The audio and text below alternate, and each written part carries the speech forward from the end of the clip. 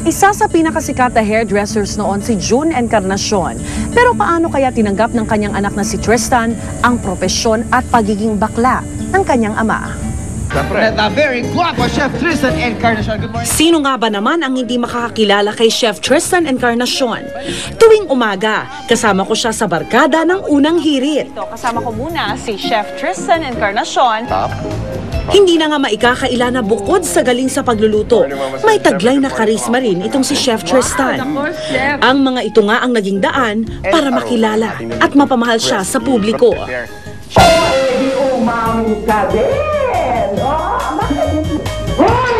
Pero kahit nakakabit ng pangalan niya ang pangalan ng kanyang ama, hindi alam ng marami na tatay niya ang dating sikat na hairdresser ng mga celebrity na si June Encarnacion. Hindi ko alam yun. Guwapo siya. Anak pala siya ni June Encarnacion. Hindi kami naniniwala. Bata pa lang si Chef Tristan noon, marami raw siyang karanasan sa pangungutya. Siya mismo ay tinutuksong bakla. Akala nila kung ano yung tatay, ganun din yung anak. So, hindi ko na maiwasan eh, di ba? So, pinapabayaan ko na lang. Came to a point, napapaaway pa ako. Talaga? You were how young nung nalaman mo na your dad's not really straight, but you know, he has chosen a different path? As far as I remember, it was, I was still in grade school eh. But I never asked my dad. Kasi alam ko na yun na medyo ganun. Istrikto, may isang salita, matigas. Ito daw si June Encarnacion sa pribadong buhay. Kaiba sa nakikita ng publiko na malambot kung kumilos. Pagkarap naman yung daddy nila, okay naman, wala naman. Close naman sila palagi. Kasi every time natapos ng trabaho, kakain kami sa labas. Ni minsan, hindi raw nagkulang si June Encarnacion sa kanila. Pero sa kabila nito, tila nahirapan din si Chef Tristan na tanggapin ng lubusan ang kanyang ama. Mga concerns ng lalaki, kanino mo sinishare? Tinatry mo bang ilapit din sa kanya? O paano yun? Hindi, yun ang mahirap. Kasi, like, sa ibang tao, nakita mo yung bonding ng father and son. Yes. Playing basketball. Play basketball, correct. Diba?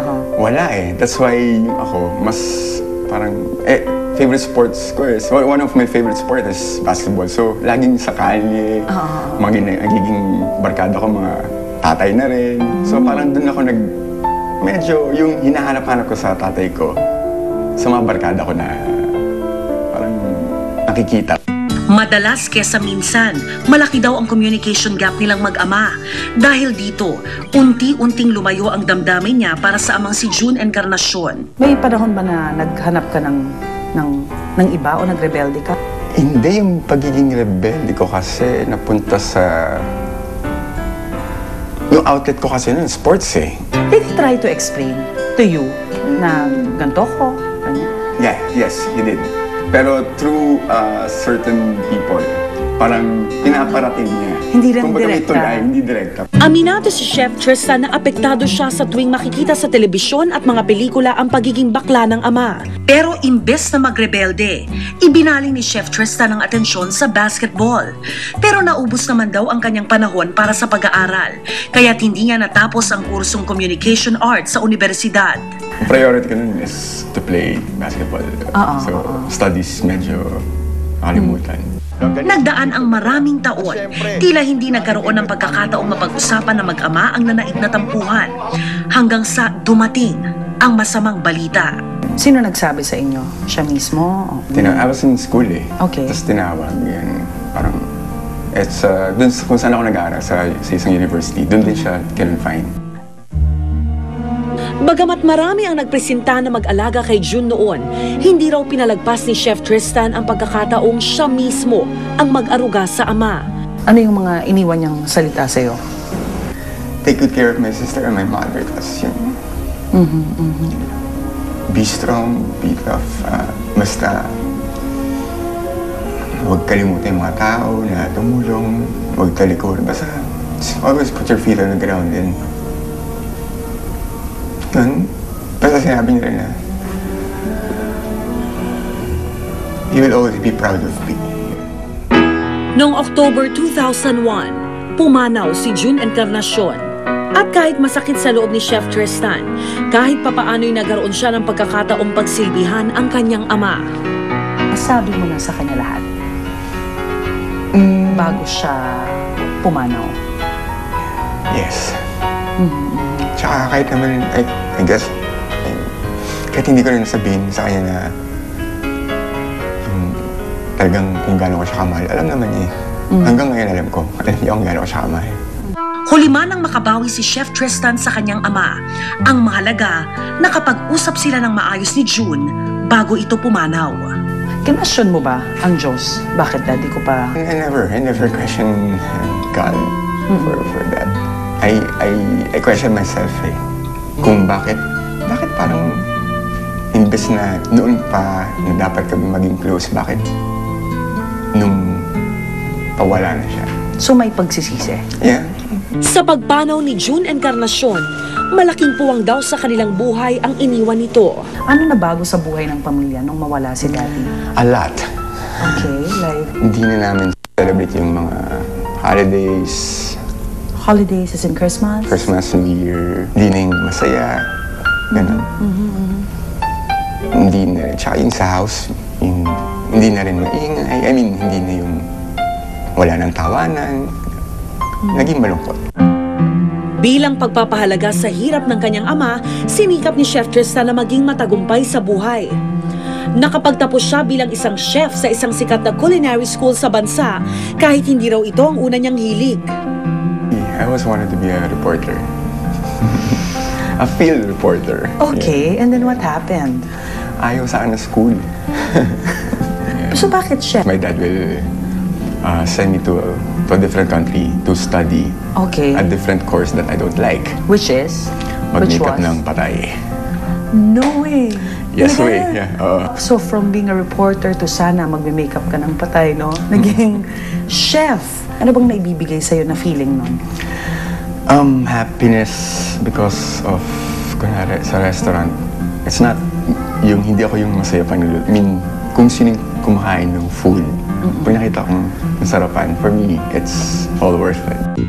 Eventually, na-prove din naman natin, as alam natin ngayon na seryoso niya talaga yung craft niya. Pero it took a while for him to really to have that perception ng mga tao na serious siya. Sa pagiging chef, naging matagumpay si Tristan. Siya ang kauna-unahang Pinoy chef na nagkaroon ng signature line ng isang international cookware brand. Nakapagbiyahe na rin siya sa iba't ibang bansa dahil sa angking galing niya sa pagluluto. Ano nga ba yung advocacy mo? May gusto ka bang pangarap o gawin? Gusto ko yung kung expand yung Filipino food sa ibang bansa with the use of our yung talagang Ingredients natin. Maging ang sikat na world-class chef na si Boy Logro, napabilib din ni Chef Tristan. Wow, ang galing talaga. Ang gandang lalaki na, magaling pang magluto. Parang ganon. Advantage po talaga yon. Pero alam nyo bang kahit isang magaling na chef si Tristan, kahit minsan, hindi raw niya ipinagluto ang kanyang sarili? So yung nakikita namin sa TV na niluluto mong mga gourmet na sobra pang presentation, hindi mo actually ginagawa sa bahay? No. I'm a very simple guy. Luto lang ng iba, okay lang. Bukod sa husay sa pagluluto, isa rin sa mga hobby ni chef ngayon ang motorbiking. Addict sa motor. Mahilig magmotor yan eh. Medyo nakasama ko yan. Kasama sila Paolo Obrera, Ivan Mayrina. Meron kaming sariling grupo.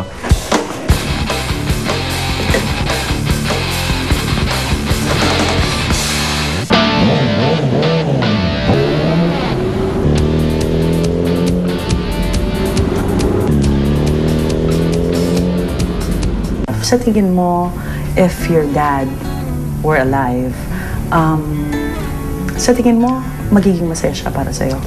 Yes. Yes. Para dun sa mga taong hindi maiintindihan o never maiintindihan na pwede rin magkaroon ng relationship ang isang anak sa isang gay father. Akala nila kung kahit bakla yung tatay mo, hindi kayo pwedeng maging close. Well, unang-una, huwag niyong isipin na ganun. Isipin niyo na lang kung ano yung nagagawa sa family niyo, yung paghihirap, kung para kanino ba yung ginagawa niya, yung trabaho.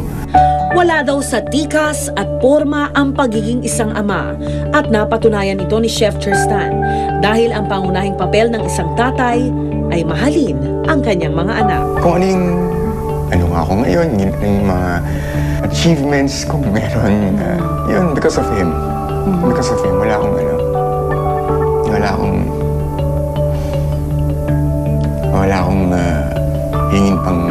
hingin pang ibang tatay, kundi siya lang.